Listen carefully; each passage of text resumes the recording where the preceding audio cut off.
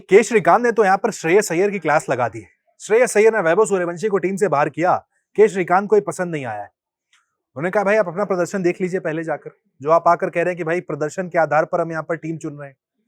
Toss में क्या कहा था श्रेयस अय्यर ने? यही कहा था ना कि भाई हम परफॉर्मेंस बेस्ड यहाँ पर बेस्ट टीम अपनी खिलाना चाह रहे हैं। तो बेस्ट टीम में आपके वैभव सूर्यवंशी नहीं आते, संजू सैमसन आपकी बेस्ट टीम का हिस्सा है, ऐसा ही कुछ वहां पर कहा था ना श्रेयस अय्यर ने। लेकिन अब के श्रीकांत को ये बात पसंद नहीं आई है। उन्होंने एग्जाम्पल भी दिया है कि जब 1989 में मैं कैप्टन था, सचिन तेंदुलकर को हमने खिलाया था, हमने कहा था आप सारे मैचेस खेलेंगे, हम किसी के कॉन्फिडेंस के साथ नहीं खेले थे।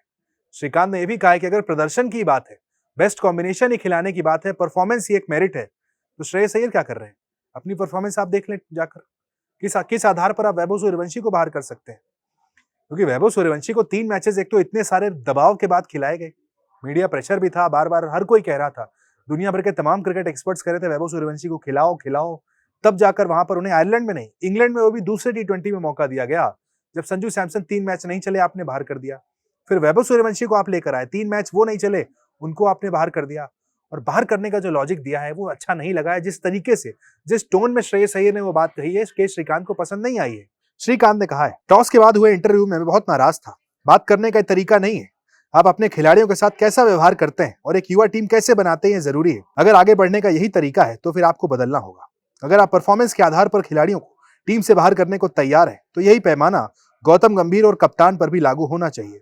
आप कह रहे हैं कि खिलाड़ी अच्छा प्रदर्शन नहीं कर रहे हैं, आपका अपना प्रदर्शन कैसा है? श्रीकांत ने यह भी कहा है कि जब मैं कैप्टन था 89 में, जब सचिन ने डेब्यू किया, तो हमने उनसे कहा कि आप सारे मैचेस खेलेंगे, आप डरिए मत, बिना डरे खेलिए, कोई प्रेशर आपके ऊपर नहीं है।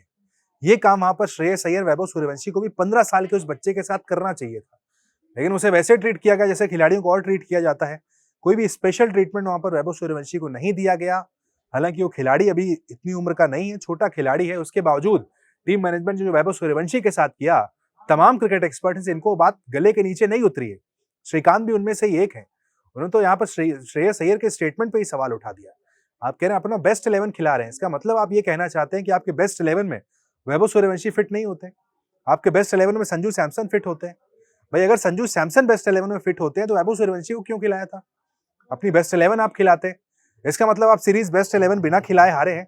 तमाम अलग अलग बातें, अलग अलग स्टेटमेंट्स हमने देखा श्रेयस अय्यर की तरफ खासकर देखने को मिले हैं।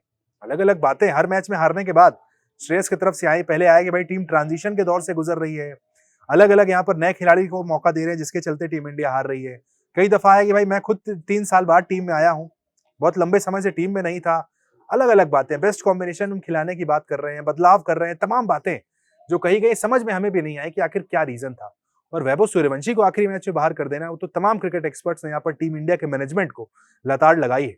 मोहम्मद कैफ भी उनमें से ही थे। उन्होंने भी कहा कि एक अलग कंफ्यूजन पैदा कर दिया भाई आपने टीम में, एक में संजू खेलेंगे, एक में वैभव खेलेंगे। ना संजू को कोई क्लैरिटी है, ना वैभव सूर्यवंशी को कोई क्लैरिटी है। पूरी तरीके से मजाक इस वक्त टीम का बना दिया गया है।